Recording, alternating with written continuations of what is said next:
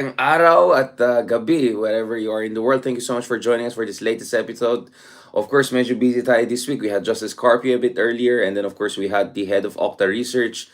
Ang dami mga bagay na pinag-usapan natin with our great guest. Today, we have with us again former Senator Antonio Trillanes. Thank you very much, Senator, for joining us. Thank you very much, Richard, for inviting me again As on always, your podcast. Yeah. as always, I'm sure many people are looking forward to the conversation we're gonna have kasi medyo wide-ranging ang discussions natin. And of course, more important than that, Mhm. medyo very forthright and straight to the point tayo. First of all, pag-usapan natin itong gentleman's agreement. So I had earlier the discussion with Justice Carpio among others on this. Ano ba to? Katraidoran ba to? Ano ba nangyari? What is your understanding of gentleman's agreement and why one spokesman of Duterte will say this, the other spokesman of Duterte will say that? Dami mga contradictory statements coming out. Sino paniwala natin? China or si Panelo or si Harry Roque? What's going on there? Well, una-una, yung gentleman's agreement, as they described it, I think it's one form of the what's this diplomatic engagement, di ba? Okay. So ito kasi between heads of state. So there's nothing wrong with that per se. Except dapat kung ikaw head of state ka, in this case si Duterte, dapat tinutulak mo at pinoproteksyonan mo yung interest ng bansa mo. But the details of that agreement as articulated by Harry Roque, lopsided yon against the interest of the country. Kasi nga, di ba, pagka pinagbabawalan mo yung repair nung barko natin, di masisira yon. Remember, commissioned ship pa siya. So, dapat walang pwedeng pumigil sa atin sa pag-repair ng barko natin, which is technically commissioned vessel of the Philippine Navy pa rin. Di ba? So, yun. Yun ang naging problema dyan. Now, kung sino papaniwalaan, I believe, based on the sequence of events, naglabas yung China about the secret deal with the Duterte administration, tapos sinabi rin nung DFA na yun daw ang sinasabi na lumalabas, the deal with the Duterte administration. Then lumabas si Harry Roque, dinitalya niya kung ano yung mga ano nun, kung ano nilalaman ng secret deal na yon. So, in this case, yun na, nabuo na yung storya. Ngayon itong belated appearance ni Panelo, ano to, crisis management na ito, PR crisis management. And wala na yan. You can extract that or strike that out from the public discourse yung kay Panelo. So ito na yon, no? At itong kay Duterte, di ba, dapat siya naman yung magsasalita dyan. Ngayon titignan natin, ano ba? Is it really parang uh, unbelievable or out of character for Mr. Duterte to make such a gentleman's agreement na lopsided against the interest of the country? No, I don't think so. Dahil nakita naman natin, all 6 years ni Duterte, talagang sinasabi niya, ang mga sinasabi niya na statements publicly are really favoring China. Sinasabi niya na sasama siya sa ideological flow ng Ideological China. flow, yeah. Oh yeah, then sabi niya gawin na lang probinsya ng China yung Pilipinas, 'di ba? Tapos nakita mo dinidefend niya si Xi Jinping, mahal na mahal daw niya, tinitira niya yung Western powers. So consistent itong nilabas na detalye ni Harry Roque doon sa mga previous public pronouncements ni Duterte na talagang parang ano siya vassal state ng China. Kaya yun ang pinakang problema dito. Now, as it is, as articulated, talagang katraidoran yon in the sense na hindi niya pinaglaban yung interest ng Pilipinas, kung hindi, binigay pa niya, no? At binigyan niya ng basbas ng presidente ng Pilipinas. Now, how different is that with the 2012 back channel talks nung panahon ni Pinoy? So yung circumstances kasi noon, yung circumstances noon, talagang yung status quo was different. April 8, nagkaroon ng standoff, nag-swarm yung mga Chinese vessels, numbering almost 100. We had 3 Philippine vessels there. Mainit yung tension noon to the point na muntik na magkaputukan. So when I was appointed as the back channel negotiator a month after, talagang mainit na yung tension, and the mission was to de-escalate the situation. Kumbaga, as it is, dun sa status ko at that time, dehado tayo kasi they were swarming inside and outside the Scarborough Shoal. Tapos sa atin, 3 lang yung vessels natin. Tapos mainit yung tension. So the mission was to de-escalate the tension and to reduce the number of ships dun sa Scarborough Shoal. And through the 3-month list natin, almost all except for the 3 na nasa labas ng shoal. Okay? Maliwanag yan, wala tayong binigay even an inch of our territory. Maliwanag din na wala pa silang reclamation dyan sa Scarborough. At ano pa rin, kumbaga wala sila doon, walang Chinese vessels inside the shoal. So nagawa yung mission. Now, I think ito yung mistake ng China, no? They thought by leaving the 3 ships there, parang they would be flexing their masses na tipong, hindi nyo pa rin kami totally, kasi may naiwan dito, kahit umalis sila, no? Umalis sila eh. At the end of the day, kung sa inyo yan, ba't kayo umalis? It's because of the negotiations. Pero nung hindi sila umalis, si Pinoy, finailan sila ng arbitration case, which we won. And because of that victory, perpetually negated na sa international community yung kanilang 9-dash line. So, every time they will raise it up, meron ng pang-kontra noon na may official decision na yung arbitral tribunal. So, I believe yun yung mistake nila because kung inalis nila yung 3 na yun, dapat hindi magpa-file si Pinoy kasi bumalik sa status quo. And that's the result of the back-channel negotiations. Kumbaga, diplomatic approach pero nilaban natin yung interest. No? Now, let me just point out, Richard, yung difference between the negotiations then and the negotiations now. Back then, we were dealing with President Hu Jintao back 2012. Now, they're dealing with President Xi Jinping. Now, there is a difference in terms of foreign policy nung time na yon at nung time ngayon. Nung time na yon, hindi pa sila aggressive in expanding. Ano pa lang, yung Hu Jintao administration was basically an extension of the Deng Xiaoping economic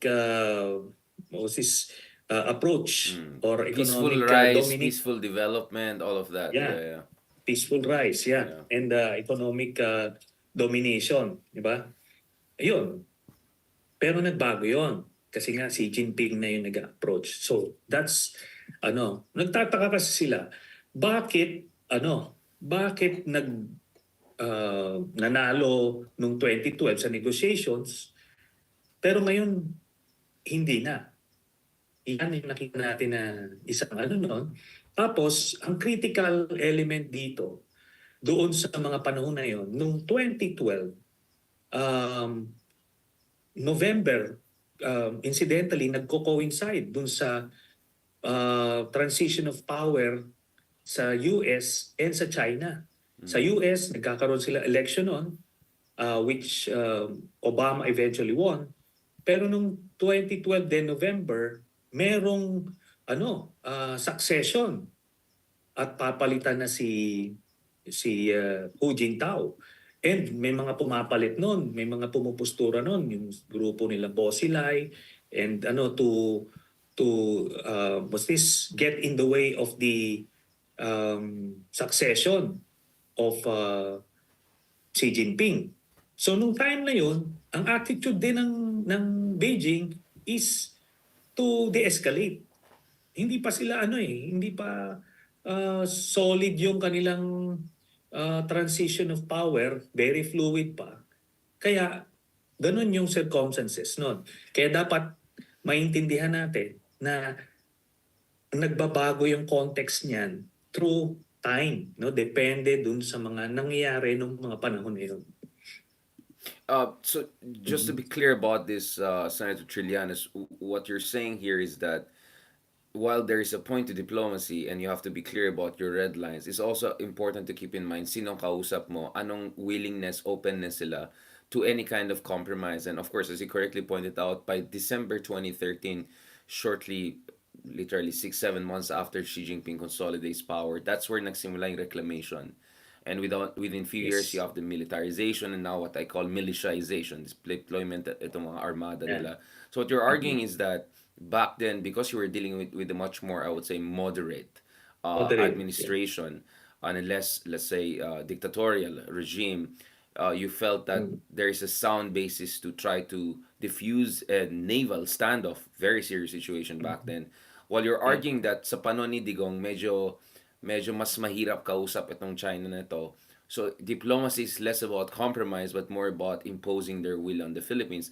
Just to be clear about this, the Cayetano term in the Department of Foreign Affairs, it coincided with the so-called at least three no's dead red line nila, which is no militarization or reclamation sa Scarborough Shoal, no unilateral development of resources sa ating sa West Philippines, sa ating exclusive economic zone, and pangatlo sabi nila no forcible expulsion of our troops. I'm just trying to be fair also to them because this is Mhm. officially Yeah. what Cayetano said.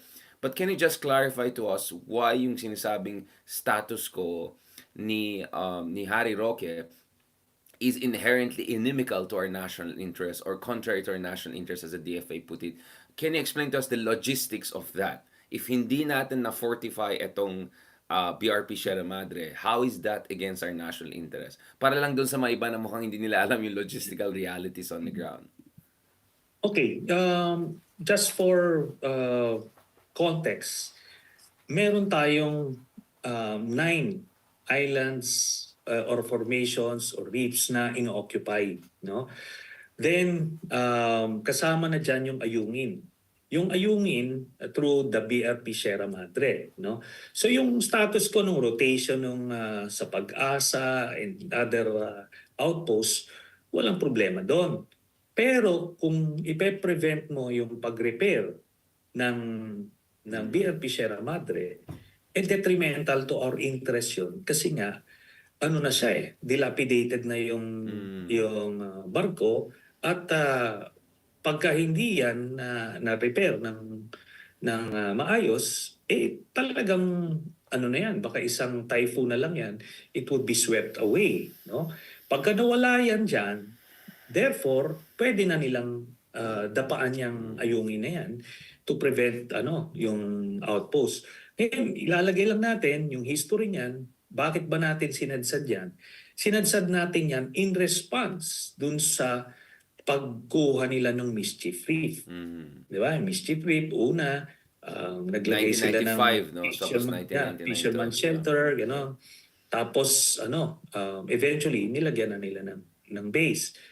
So in response, ito ngayon, yung ERAP administration, nagsadsad sila ng BRP Sierra Madre. I was still in the Navy then, kaya alam ko yung surrounding circumstances noon. Maraming mga options na nilatag noon for in response dun sa ginawa nila sa mischief reef. Pero ultimately, they ended up with deliberately was this running aground ditong BRP Sierra Madre.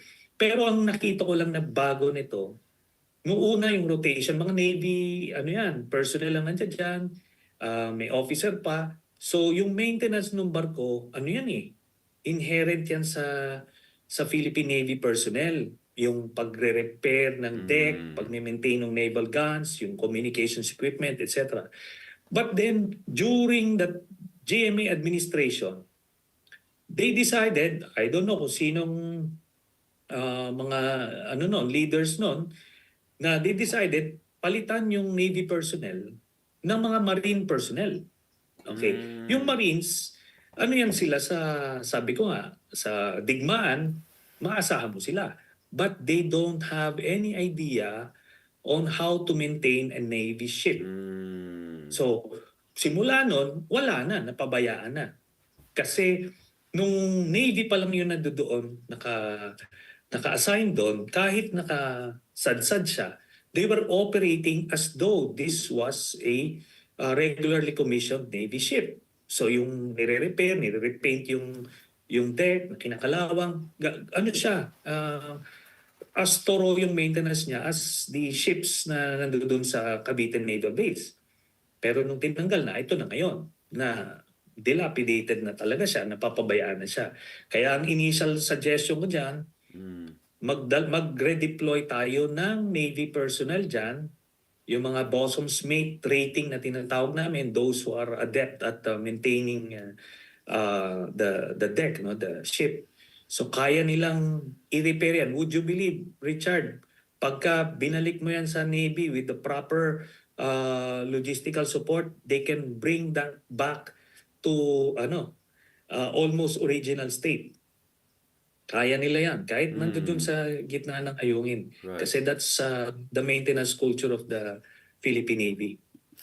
Senator Trillanes, I really appreciate this kasi parati kong iniisip this kasi I give talks do sa iba-ibang branch Mm. ng AFP. Yung isang time sa mga Marines naman, sabi niya, Sir, actually kami yung nagbabantay dyan. And then, oh nga no, sabi ko, yeah, Marines. So I was wondering, ano yung kasaysayan na yung Marines ay nandun, hindi yung Philippine Mm. Navy. So thank you so much for explaining that, which I think is a perfect segue, no? Because the next thing I want to talk about is itong quadrilateral patrols. Finally, nangyari yan. Now, of course, may ibang mga ex-Duterte official na senador ngayon na re-election is nagte-take credit dito sa Quadrilateral Summit na yan kasi na-mention daw niya last year and I was saying actually mini-mention namin lahat yan for 6-7 years dahil lang sa dating boss mo hindi nangyari yan so it has nothing to do with you but anyway putting aside itong mga antics ng mga ex-Duterte official now suddenly matapang na sa West Philippine Sea anong ambag ng itong quadrilateral patrols na yan and other things na inisip natin? Because, Senator Janes, let me be very honest about this. I'm a little bit annoyed with the patronizing tone coming from some of the American experts and official na tulungan natin mga Pilipino, kailangan nila ng joint patrols, mga ganun. Like, I see the point of stronger military cooperation and all. Pero katulad ng sinabi niyo kanina, kaya naman natin gawin yan. We can fortify this on our own uh, Mm. mas may malalaki tayong mga barko, di ba? We haven't used the best of the best yet, di ba? Um, Logistically, what is your suggestion here? Should the Philippines also do joint resupply with the U.S.? Should the Americans have drones in the area all the time? Or corvettes or frigates? How can our allies be more useful? And how can we make sure China doesn't harass us the way they have done? Kasi, ang tanong ko rin dito sa inyo, Senator Trillanes, is that for a long time, from the time you did your own backdoor negotiations with China to this gentleman's agreement, etc., under Digong, China has not fired a shot. I mean, as far as guns goes or cannons go. But itong mga water cannoning nila is increasingly lethal. Kaya ang suggestion ko, sabi ko sa gobyerno, i-compare nyo yung punching power ni Mike Tyson dun sa water cannon. So people realize, lethal ito. It's almost lethal. So what are the options we have? What is the best way for us to assert our rights there without being harassed or do it best and at the same time make sure we get help from our allies? Okay. Marami, no? Maraming pwedeng gawin. Pero kasi intindihan natin, kung ang objective ng Marcos administration is to draw international attention, kasi talagang if you charter a wooden ship, talagang bubugbugin siya na that way, no? Mm. But kung gusto mo ng kung ipapadala mo yung white ships mo, yung Coast Guard vessels mo na medyo malaki-laki, kaya naman i-withstand yung water cannons na yon kasi they were designed actually to withstand mga typhoons, di ba? Yung lang water cannon, kaya yon. Ngayon, another way is pwede kayong makipag-bombahan ng water cannon doon, di ba? Meron din yung Coast Guard, which is what the Japanese Coast Guard did during the Senkaku standoff. Pero para na kayong mga batang nagwa-water gun na ano, 'di ba? Battle. Ano 'yun there's nothing to be achieved there. Kaya nga depende yon sa focus Yeah. or purpose ng Marcos administration. If it's to draw international attention kung paano nang bubuli yung China, well, they were able to achieve it. Diba? They were able to achieve that. Kasi kung Coast Guard vessel dadali mo dyan, kahit na ano yan, ano yun kayang-kaya yon barko. So hindi ka gaano makakagain ng sympathy, di ba? Mm. Pero dahil doon, di ba? If it's really by design, ito ngayon nakadraw ka ng mga international Right. coalition to ano, at least help us, support us. Then itong na-mention mo na quad patrols, ito naman parang ano lang ito. This is just to give China an idea na we're not alone in this, di ba? Pwede yan, yung freedom of navigation patrols operations. Pero malayo yan yung pinagawa ng pinagpatrolya ng Quad doon sa Ayungin. Now, if we would send our gray ships doon sa Ayungin to resupply, ano to? Kumbaga, pwede mong gawin yan, pero kailangan kakalculate mo din ano ba yung magiging response nila. So pataas ng pataas yan, escalate ng escalate yan. So until magkakaroon ka ng standoff, then doon ka ngayon. Babalik ka doon sa situation doon sa 2012 na ano yon, depende na yun sa kausap. Pero I believe the back channel approach that worked in 2012 may not work this Mm. time around because again of the foreign policy shift of the Xi Jinping administration, which is ano na open expansion na, at ano na sila, parang bordering rogue state na Mm. sila no. Nawala na yung Belt and Road ano, 'di ba? Economic kumbaga they were trying to charm the whole world with their economic might. Pero ito hindi na. Na tipong, sige, we will stand toe-to-toe with you on this. Now, yung sinasabi natin, pwede, another approach is, and I've been suggesting this, Mm. pwede naman heliborne yung operations. Mm. Yung ating Aerial, ship oo. na, oo, kahit Coast Guard ship yan, may heliborne capacity yan. So magdadala sila doon, 10 minutes away, ayungin, they will drop the supplies.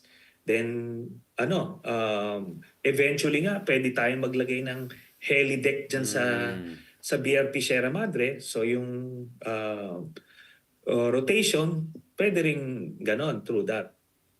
So pagka ganun kasi ginawa, sino yung haharangan nila? Hindi nila Mm. mahaharang yon. If they do anything aggressive towards that helicopter at mag-crash yun, aba, iba na yon. Yeah. Problema nila yon. As you Kasama sa mentioned nga, di mutual ba? defense treaty yan because very clear ang at least Trump and Yes. Biden na any attack on our vessels, aircrafts, and soldiers and Yeah. personnel will activate the mutual defense treaty. And kaya nga nakita mo, di ba, as you Mm. observe, inaano nila, ini-skirt nila yung they're just, Yeah. basis, doon lang sa gray zone sila. Kasi anything beyond the red line, magti-trigger ng mutual defense treaty. So maraming ways to resupply. As I mentioned, pwede nilang gawin itong ginagawa nila, mag-charter kayo ng wooden ship, mukha kang underdog talaga, pero itago mo yung mga tao mo para hindi sila masasaktan, di ba? Pero gusto mo ng medyo sturdy siya or all-weather ship, yung Coast Guard, meron silang ganyang vessels that can withstand typhoons, so kayang-kaya nilang water cannon, and they can proceed just ignoring the water cannons of China, or they can do what the Japanese did during the Senkaku standoff, magputukan sila ng water cannon, di ba? Or they can do the heliborne approach. So these are just some of the ways na Right. pwedeng gawin without escalating or Or the directly tension by involving the using Americans. racists. Or directly involving Yeah. the Americans. Kasi feeling ko medyo ahead of time, medyo advance mag-isip yung iba na, hey, dapat yung kasama yung US sa resupply na. Ako kasi ang concern ko dito is, we don't want to come off Oh. as tuta ng America, masyadong dependent sa America. Because I think we're Mhm. very much capable of doing this on our own. tama po yung Yeah. sinabi niya, medyo malalaki-laki na yung mga Coast Guard vessels natin, medyo matino na rin yung ibang warships natin. So, in fairness kay Pinoy, Yeah. and throughout the past decade, medyo nag-modernize naman yung capabilities natin. So, but siguro the US, do you think they should still have an over-the-horizon presence? Maybe just a frigates in the area or some drone, just in case to make the Chinese think twice. I mean, they have been doing that anyway, but Yeah. even Yeah. more explicit institutionalized.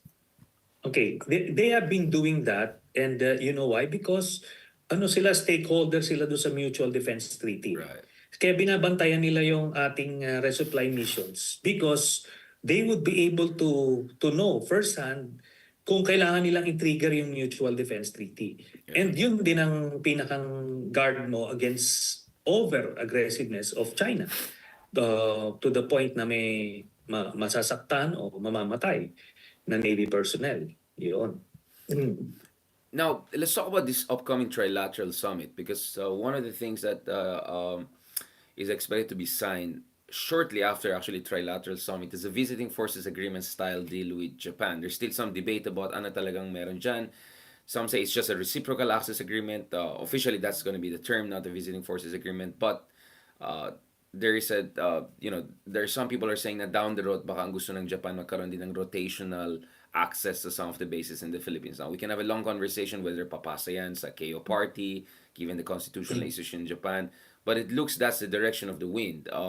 If China keeps on bullying us, how do you feel about itong Japan coming in potentially having more direct cooperation with us? They have done very well in terms of helping us in our Coast Guard capability. Fumio Kishida, Prime Minister of Japan here in the US, just recently said we want to be a global partner of the US. Ibig sabihin, hindi lang Robin to the Batman in Asia, but a kind of a Justice League, right? We want to be part of this kind of a group of people helping. And then pagdating sa US naman, I think it's unavoidable to talk about this. What do you think BBM should do on the Taiwan question? Because I think a big priority for Biden would be to essentially get the Philippines on board on any Taiwan deterrence strategy. And probably part of that would be more American presence on northern bases natin, hindi lang Cagayan Isabela, maybe in Batanes. What is your read also the Taiwan angle and also Japan coming in? And of course, Japan also has an interest in Taiwan. So itong trilateral, big part of that is also Taiwan as much as it is West Philippine Sea. Well, as you correctly observed, ano to this is mainly for deterrence, no? And as to the Philippines' involvement in any potential Taiwan conflict, and I think we're already there, no? It with the EDCA bases, no, Yeah. in full development mode, ando dyan na yan, ano? Siguro by next year fully operational na yan. Yun yung deterrence, or at least it will help China think twice or Twice. thrice before crossing that red line. Kasi meron nang magso-support any upsurge in military operations ng US.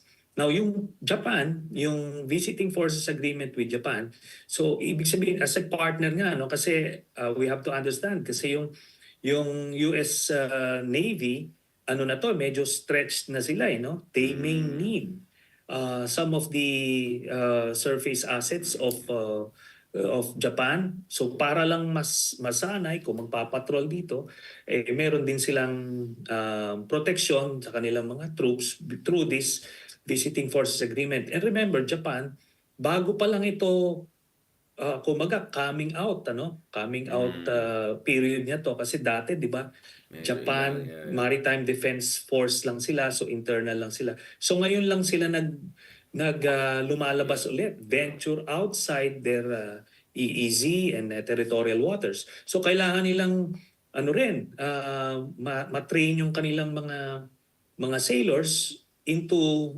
having joint operations with other navies, di ba? Para malaman nila yung mga replenishment at sea, at iba't ibang evolutions na ginagawa ng mga fleets, mga Mga mid-sized operational fleet. capacity building, yeah. Yeah, oh. So kung ano yun, kailangan nila ng exercises niyan, di ba? Meron yan meron allied tactical procedures yan. Yeah. Yung mga flags, yung mga symbols, kailangan nilang gawin yan. Ano? Although parang antiquated na yung ganong approach, but during times ng magkakaroon ng kumbaga mag-shutdown yung inyong electronic capability, eh meron pa rin kayo ng basics Sa ng analog, oh. analog, no? So, ano yan? Magbe-benefit yung Japan dan at magbe-benefit din yung Pilipinas dito. We're not being drawn into any war here. Ang ginagawa lang natin, 'di ba? If somebody needs help, historically yung Pilipinas nagre-responde. In the same vein, nung tayo naman nangailangan ng tulong, tinulungan din naman tayo. Right. Ito lang, we just recently celebrated yung araw ng kagitingan. Maalala natin, 'di ba, nung na-occupy na tayo ng Japan, yung US actually had the option to leapfrog over the Philippines and go direct to the islands closer to Japan. But then it was through the commitment of General Douglas MacArthur na tipong teka, kinumit natin na palayain yung mga Pilipino. So they did, di Along with ba? At Australians. Along with along with Australians. Yeah, yeah, Australians and yeah. New Zealanders, etc. Basta tinulungan tayo.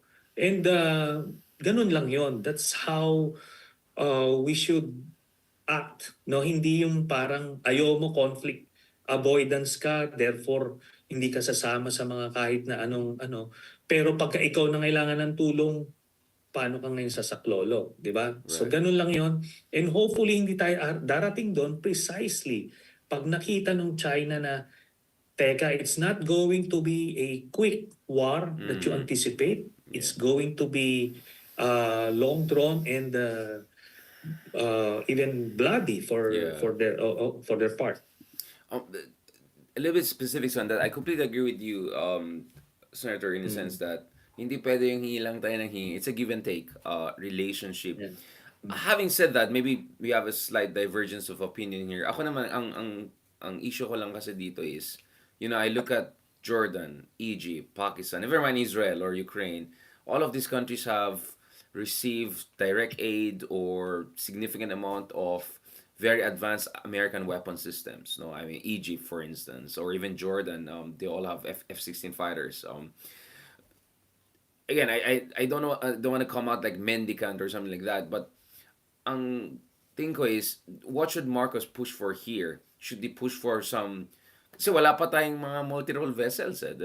Multi-role fighters. And the warships na we have, the modern one na napuntahan ko, yung BRP Rizal, mga ganun, purong Korean made yan, di ba?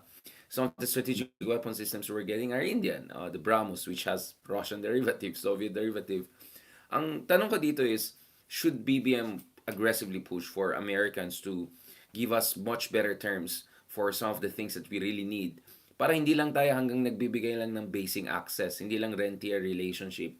We should be also a capable ally which can project power and help in international public goods provision, anti-piracy, etc.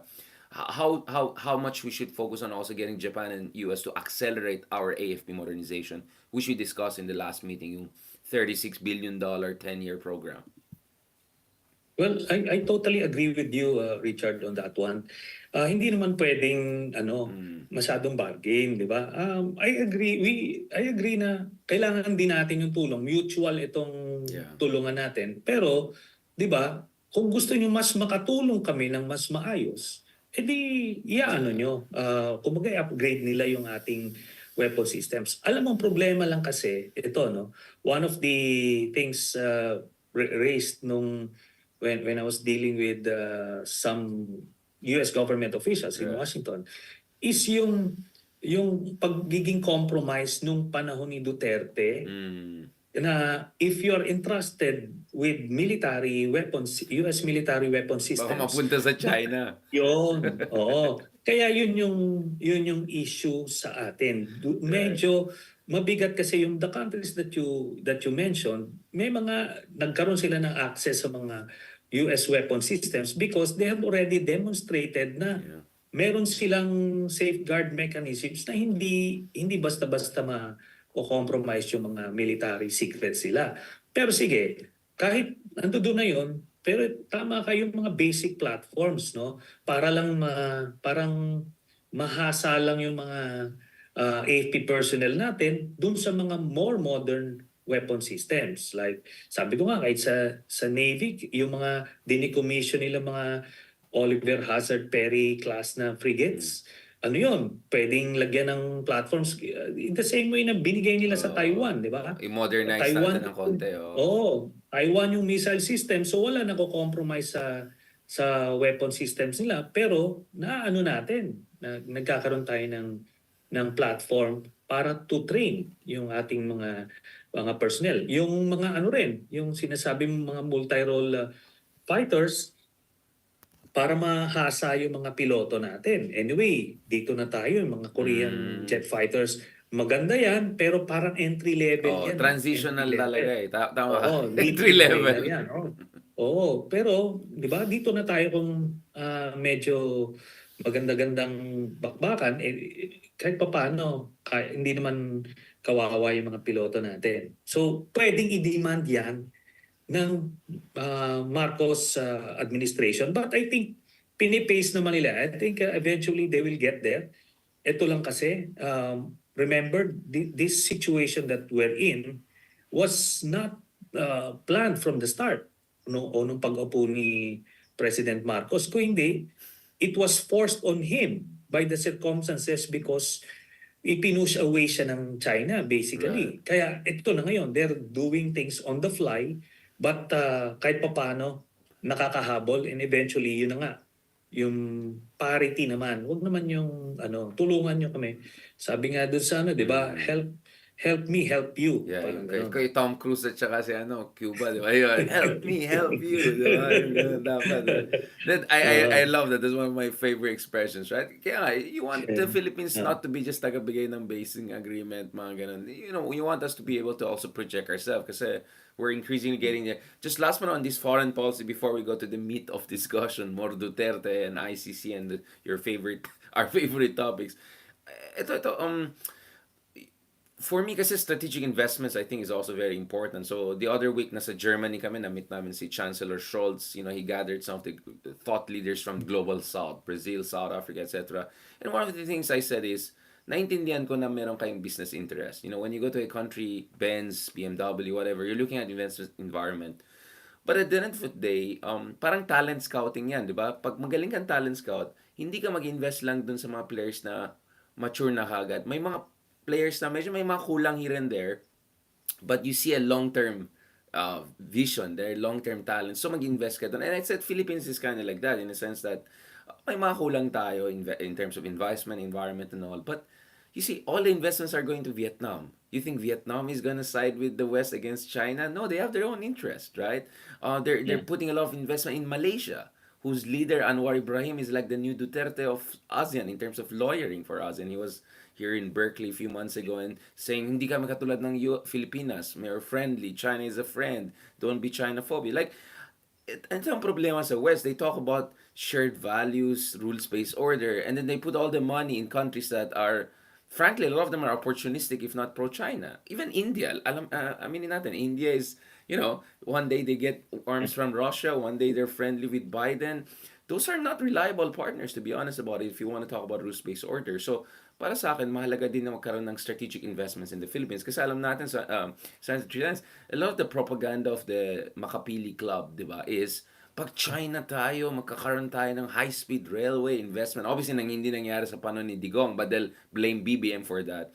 So I think it's important na may bigay din ng mga Amerikano and mga Hapon. In fairness, mga Hapon naman, it's not like they haven't done much. They have done a lot also in the Philippines. But there has to be those kind of investments, semiconductors, things that make it easier for BBM to say, see, dito na tayo tataya, hindi nga tayo binubuli, tinutulungan pa tayo, bakit tayo dun sa China, hingin sila ng kapalit. Wala naman libre sa China. I mean, whoever thinks with China, you talk nice to them, will get everything. They don't know what they're talking about. Well, ako naman just to be fair to this Marcos administration. Remember nung 6 years ni Duterte, he shooed away the Mm. investors from EU, US lahat because of the human rights violations. Talagang nag-shut off yung natin foreign direct investments. Now under the new administration, inobserbahan nila eh. Ano ba to? Is this the continuation of the Duterte administration? Nung nakikita nilang, uy, medyo okay, medyo na. So last year they decided na tipong I think it's safe now. Kumbaga, it's a green light.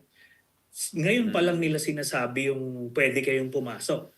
Yung mga nila, mga ambassadors nila dito, economic counselors, nakikita nila na medyo okay na yung Pilipinas.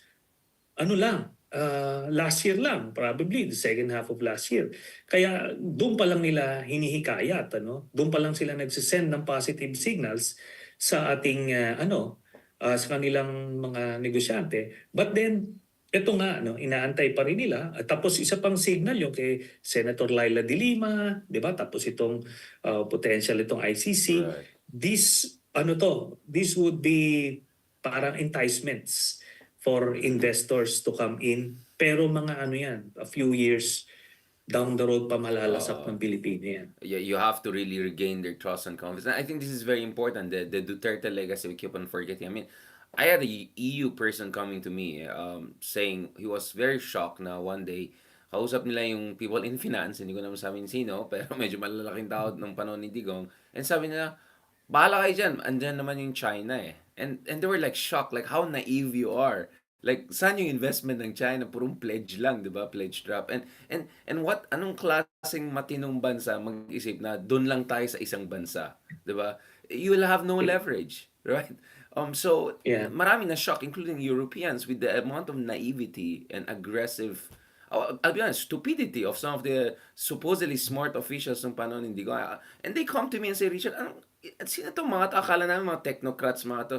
So, ewan ko dyan, may in Department of Finance nga, binabash pa nga ako dati, may mga press release pa sila. Like, it was that bad during Digong na even some of the technocratic people were playing politics talaga and DDS propaganda nonsense. Now, Senator Trillanes, yeah, Ko please, lang, please, please, go ahead. Richard, I forgot to mention this. Please.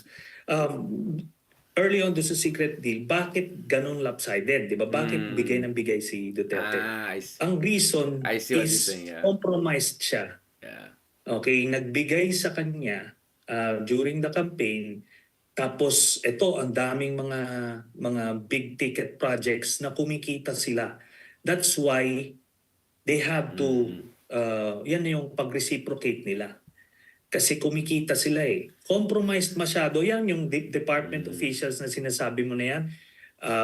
I may have an idea who you are referring to. Pero kasama yan dun sa sindikato nila na nagpasok nung China Telco. No? Na talagang binigay nila. They twisted the arms of local businessmen just to provide what the China telco needed. So nakuha nila pati franchise, pati yung access sa mga bases, lahat-lahat. Yun ang reason kung bakit compromised yung kanilang foreign policy is because mm. kumita sila ng malaki. Very good point. I mean, I would say even to be nice, I think the whole shadow of Chinese investment structured, 'di ba? Yung tapang nila kasi hindi sayang baka may investment. But of course, you're implying maybe it's not just that. Maybe it's a bit And, more than that. But to be fair to NEDA Secretary Pernia, no, I think one reason he resigned, no, wala masyadong mga cabinet secretary resign. I think it's because hindi talaga siya natutuwa sa mga takbo ng mga bagay-bagay sa ilan ng Duterte administration. Quiet pa rin si Pernia. I think he has a story to tell. Hopefully one day, 'di ba, malaman natin kasi alam niya yung mga kalokohan ng China eh. Yung mga investments. Kasi from what I understand, ang dami mga pledges and then papunta yung NEDA natin sa Beijing, wala pala eh. Hanggang lang, boka-boka lang. So you wonder, ano ba yung enticement talaga ng China? Is it really big ticket investments or well, something else? But before going there, I want to talk about Sara Duterte because no comment. Why would the Vice President of the Republic, who has everything to say about Afghan refugees coming in, about conflict in Gaza and Israel, about I don't know, she has statement on everything except pag binubuli tayo ng China sa West Philippine Sea. Tapos pumasok pa si Pulong sa usapan.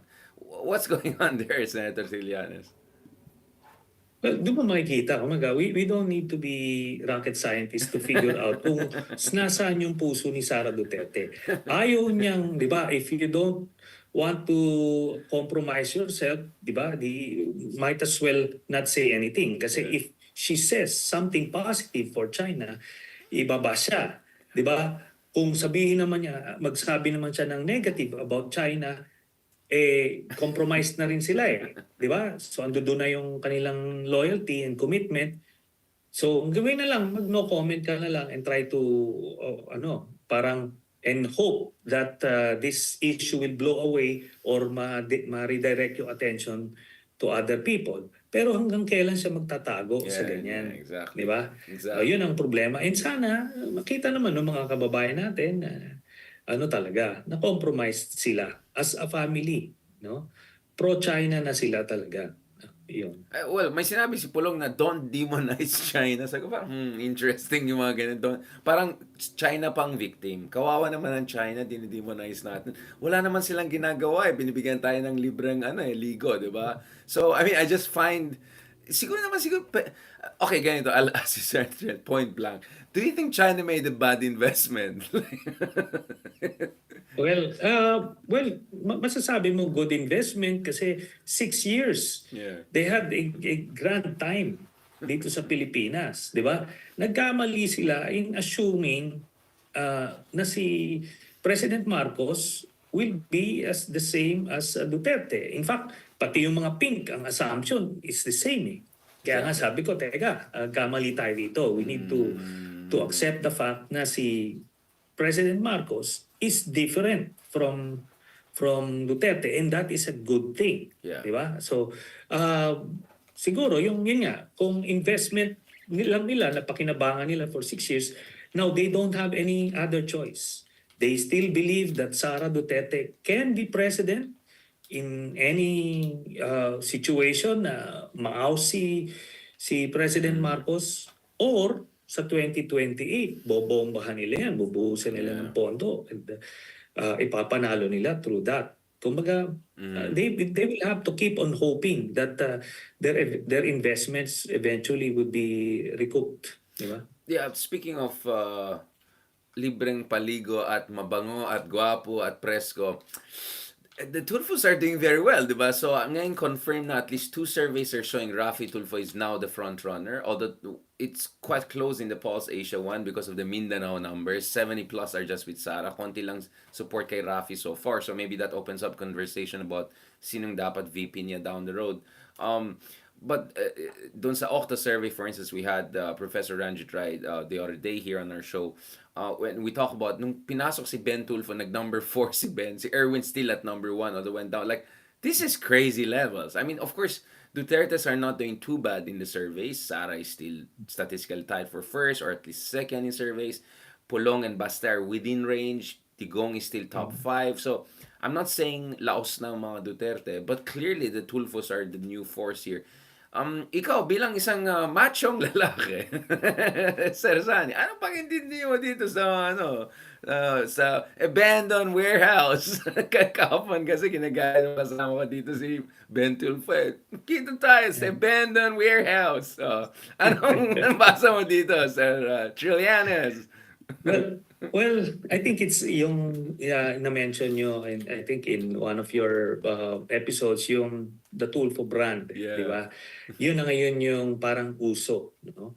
But kung titignan mo, yung Tulfo brand is a modification of the tried and tested formula of yung public service na ginagawa ni, let's say, yung dati, yung kina Eddie Ilarde pa, Yeah. kina Orly Mercado, yung nag-a-address sila, may tatawag ng mga hinaing na mga kababayan natin, then sila, they will address it, they will call the agencies na para mabigay yon, or minsan sila mismo nabibigay. Ganon yun eh. Tapos ginawa rin yun, another modification, yung kila Cayetano, Kompanyero, yung legal advice approach naman, ginawa rin nila cheese yun. So, ganon yung pero itong mga Tulfo, medyo sa kanila yung the macho Exactly. type, di ba? Which is always pumapatok sa Filipino voters. O early on, meron kami yung ERAP. Si ERAP, ano yan, President Erap, ganyan din yon. Yeah. Macho cowboy Action type. star. Fred Yeah. Lim. O si Fred Lim, yung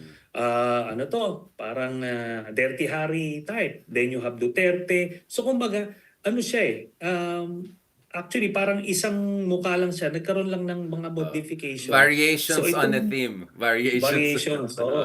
So yung from the earlier Orly Mercado, Eddie Ilarde approach, yan yon yung kila Senator Raffy Tulfo, kina Erwin Tulfo, yan, ganyan. Tapos may konting aksyon na kasi nagre-raid sila, gano'n. And to be fair, no, nakita ko yung mga pumipila talaga doon kina Senator Raffy. Talagang they're pinning their hopes Right, right, right. on him, and hindi lahat ng kunyari no, hindi na feature sa TV, pero tinutulungan pa rin nila. So maraming True. natutulungan behind the scenes, kaya kumalat ng kumalat yung ganyang storyline. And yan na ngayon. I believe that's going to hold until 2028. 2028. Yeah. So yun naman yun. Kaso may natural termination siya kasi everybody gets old at some point, di ba? Then may bagong uso, may bagong ano. So gano'n lang 'yon. It comes in parang fads or trends na 'yun. Weather lang, sabi nga ni Sir Erap. Whether Now, ni President Erap. Yeah. obviously, I'm offended that you didn't mention Robin Hood Padilla. But speaking Ah, of Robin Hood Padilla, actually, the interesting thing we see in the Pulse Asia survey is conversation about vice president. And Robin Hood is not mhm, doing too well. I think it's even lower than Amy Marcos. The one that comes out very strongly for VP is Grace Poe.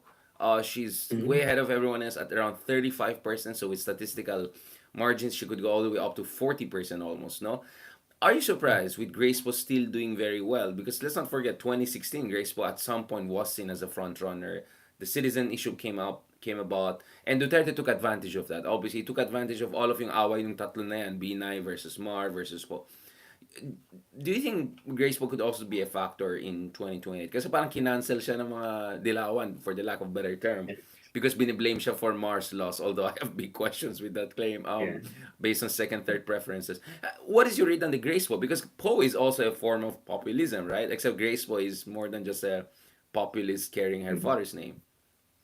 And just for full disclosure, we were supporting Senator Grace Poe back in 2016. Exactly, that's why I'm And asking like you. Yeah, you, yeah. yeah, and like you, we don't agree with that yung sinasabi nilang iyon siya ang reason kung ba't natalo hindi talaga ganon. Kung nag-withdraw man si Senator Grace Poe from the presidency, tataas lang ang lamang ni Duterte over Mar Rojas because iba talaga yung ano nila, Yeah.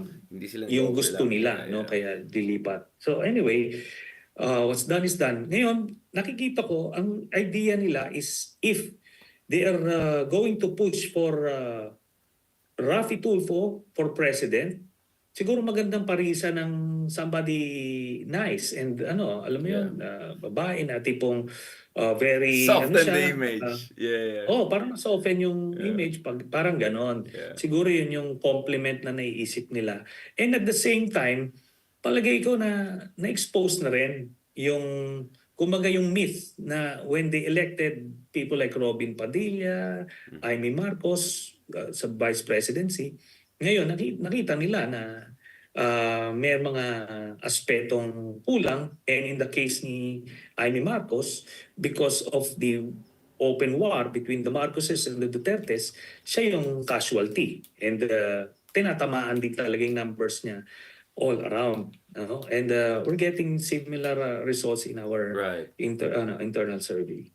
And let's now go to the last but most important part of our episode. Pag-usapan naman natin ang opposition because Lenny still ends up at number 3 dun sa Pulse Asia survey for 2028. I mean, we can have a lot of conversation about it, but it looks like Lenny still being considered as the standard bearer for the opposition should 2028 come. What does that say? Because for me, one thing I found interesting in the Okta research is one of their researches was about political affiliation. So nung tinignan nila, 31% is with BBM camp, loyalista. 20% is with the Duterte camp. Although I'm shocked na may 1% pa rin ng mga Ilocanos supporting Duterte. So I was wondering, sino na mga Ilocano niya? I don't see that in Baguio. Siguro mga taga Davao na Ilocano yan. Kasi may Yeah. 1% eh. Kasi meron siyang sub-regional, di ba? Sabi ko, sino na mga 1% na yan?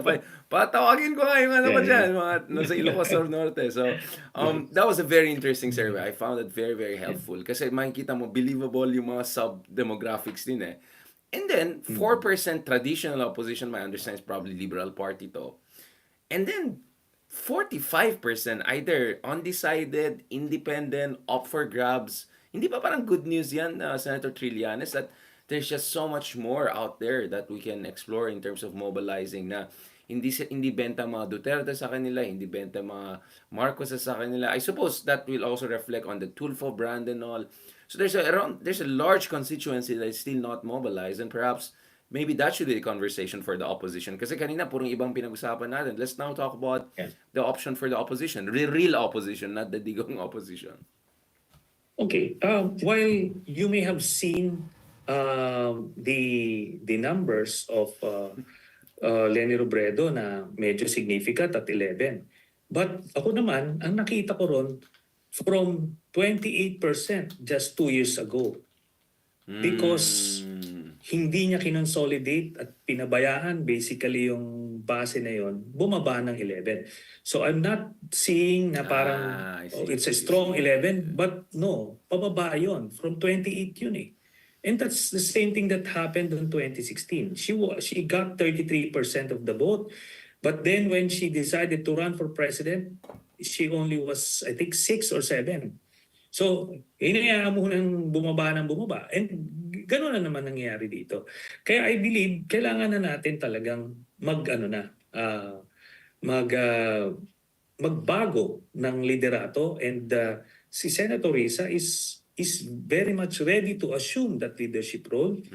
If only etong si Vice President Lenny would openly, categorically, and definitively say, Senator Risa, ikaw na ang hindi na ako tatakbo, and she can ask the pollsters to strike her name off any 2028 list for president. Yan kung totoong ayaw niya na or hindi na siya interesadong tumakbo for president. Kasi kung interesado ka naman pala, then do the legwork, di ba? Magtrabaho ka, i-consolidate mo yung pinagkatiwalaan tayo ng 2028. Siya, for that matter, pinagkatiwalaan siya ng 2022 ng 28% of the people. I-anuhan mo, kumbaga i-consolidate mo. Tapos, do the other necessary preparation para kung 2028, edi she will win. Pero kung ganun ulit na style na tipong, teka muna, bahala na muna kayo dyan, I'll just go around the world muna, mag-chill muna ako. Teka muna, what about the problems of the country? Di ba? Hindi naman natapos yung problema ng bansa nung natalo siya. No? So, ano ba yun? Did she stop caring about the problems of the country? So, ano yung mga leadership traits na dinidisplay niya dito or lack thereof, di ba? Ngayon, sabi ko nga, kung talagang wala naman ng plano, edi definitively sabihin mo na, hindi na ako talaga tatakbo. Final na yan. Senator Risa, good luck. I will help you. Yeah. So I she will should turn do a over. second passing down the like talagang ito na talaga. Si Risa, by the way, ganun. Yeah. Should she remind everyone that Risa is the opposition leader? Yes. Kasi yung unang passing of the baton, ano yun eh, merong hangover pa eh. People were still clinging on to that image of Leni Robredo presidency. Kaya hindi pa nag-sink in ng time na yon. Tsaka hindi siya widely disseminated. Pero kung gagawin niya ito ulit, definitively, then mas mas ma-appreciate yun ng tao. Okay, we'll move on na from Leni Risa it is, then let's start rallying around Senator Risa. And I think that's the only hope for the independent opposition to have a chance in 2028. And again, just to be fair here, siguro ang tingin ko is there are people, I'm not saying Lenny, but maybe there are strategists of her who are saying, um, let's have strategic ambiguity, if I can put it that way. Para siyang yung sa West Philippine Sea policy. Let's have a strategic ambiguity. Let's see what she does. If 2025 she wins at local government office, and then she does well, then who knows? Maybe she'll be in that position. What you're saying is that neither here nor there is kind of a suboptimal for everyone because it doesn't allow for Risa to step up. It also doesn't necessarily put her in the best position to get the ball rolling for Yeah. 2020 because we can see Sarah is already in a campaign mode in one way or another. Rafi is already doing that, although he's not directly attacking Sarah, but clearly we see what Rafi's strategy is. Don't talk about Sarah. Make sure that you do your part well, and that strategy is working wonders for Rafi Tulfo so far. From ilang percent lang siya nung 2 years ago, di ba? Ngayon, 35, magpo 40% to siya. So what you're saying is that this neither here nor there, medyo malilate na tayo. Even though some would say, hindi, malayo pa naman ang 2028 eh. Masyado naman kayong atat, masyado kayong advance mag-isip kayong dalawa eh. Well, yung ambiguous approach na yan yung ginawa nila in the lead up to 2022. 'Di ba? Look at what happened to us. Kung nag-expect ka ng different result, 'di ba? Dapat teka muna, the same approach, different result. Medyo may problema tayo diyan. Tapos ang sabi ko nga, may equate ko 'yan dun sa sa no comment ni Sarah eh. 'Di ba? Baka uso talaga ngayon ng strategic Oo, ambiguity parang gano'n. talaga. Oo, ano na, parang, and ito lang yung sa akin, from a purely public service point of view, bakit kailangan ka pa ba hikayatin or Yeah. kumbinsihin tumakbong presidente? Di ba? Kung talagang nakikita mong you have the capacity to make a difference in the lives of the people at marami kang nasimula ng mga base and besides vice president ka eh. 'Di ba? Hindi ba dapat ando doon na 'yon sa iyo na tipong sige, let's go for it. Bakit kailangan pang kumbinsihin? Kung talaga mahal mo yung bayan, magkukusa ka. So yun yung problema ko diyan. Hindi dapat hindi dapat nililigawan ang leader. Dapat yung leader na mumuno. Right. Just a tiny point on this. I mentioned yung 40-45% somehow up for grabs. How do we get those people on the side of the good fight, Senator Trillanes? Ano yung mga katangihan, ano yung mga attributes, ano yung mga positioning na sa tingin mong kailangan natin, especially mga kabataan, di ba? Aside from making better TikTok videos and travel vlogs, ano pang ibang kailangan natin, Senator Trillanes? Well, remember, yun na nga, kaya binabalik ko dun sa 28% ni VP Lenny just 2 years ago. Yun, they held on to that dream. Di ba? Ando doon yun. So part of that 45 is the 28. Kasi ang hiniwalay lang naman is the Duterte 21 and the 20 and the 31 of the Tapos Marcoses. So 4% lang yung Liberal Party opposition niya. oo. So, bakit? For that matter, yung 4% nag-shrink pa. So, dati 28. So, yung 24 niya na bumoto sa kanya, Dun nandoon sa kabila. 45. Yeah. Di ba? So, in fact, kung sino pinakamalaking nawalan dito, si Lenny, yung pink base, ando doon siya kasi naghahanap sila ng leader. So, the Di ba? Tulfo Sara is essentially the split of Unity Team, di ba? Yung 60 na yan, na-split ngayon ni Yeah. Sara and Tulfo. Oh. I believe so. So ngayon, pagka lumiwanag na yung leadership ng pink, ng pink movement, yun, mag-gravitate yun towards that. Kasi ngayon talaga napabayaan eh. Pabayaan. And kaya naghahanap or iba nasa parang muna yung holding pattern. Ano bang nangyayari dyan? Sige, abangan natin. Right. But I believe it boils down to the next leader of the independent opposition, kung paano niya ay ikakamada yung kanyang organisasyon, paano niya ikakamada yung kanyang mensahe, at paano niya ma-inspire yung 45 na yun, or at least yung 25 na yun, na siya yung kailangan pagkatiwalaan, mamuno ng ating bansa after the Marcos administration. Very, very good point. Actually, even more optimistic than I was considering una. You're right. Dun sa 40+% na yan, maybe half of that were already sympathetic, if not already involved in the pink movement. So that just tells you how much more is untapped here or under tap here. Kaya mahalaga itong mga conversation na yan. 5 a.m. to kanina sa akin, medyo worried ako na medyo bangag ako and all. Pero as always, more than an hour of conversation, like a breeze, very passionate. Thank you so much, Senator Trillanes, for the passion and for the wide-ranging discussion we're having here.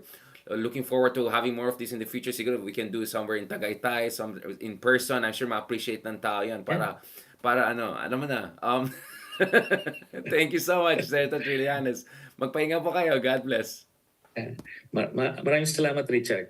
Thank you. As always, talk to you soon. Alright guys, good morning, good evening. Ayan naman, malamig po siya dito, maaga dito. Wala akong on na heater or anything like that, Baguio boy. Nasa window lang po ako dito.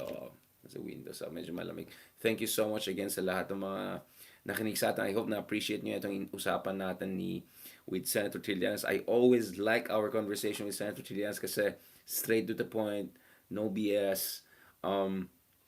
Yes, we say controversial things. I'm sure may mga nasabi kami na hindi kayo sang-ayon or hindi kayo agreed or sa tingin nyo medyo, ayun naman yung dalawang ano na yan. Dalawang ano na yan.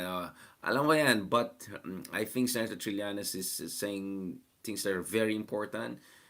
Things that even if you don't agree with, I think you have to really ponder and take into consideration. So maraming salamat sa inyong lahat for joining us. And on my part, siguro try ko to get some sleep again. Ilang oras lang tayo natulog. 5 a.m. I had to wake up already for this dahil ang hirap ng time differences, zone difference natin. So, ganon ko kayo kamahal at hopefully na-appreciate nyo rin yung mga conversations na meron tayo kahit walang kape, walang breakfast. Wala pa ako time maligo kaya ang gulo yung hair natin. So, habol ko na yung mga ligo and coffee mamaya pero pahinga ako ng konti. On that note, thank you very much. God bless and talk to you soon. Mabuhay po kayo.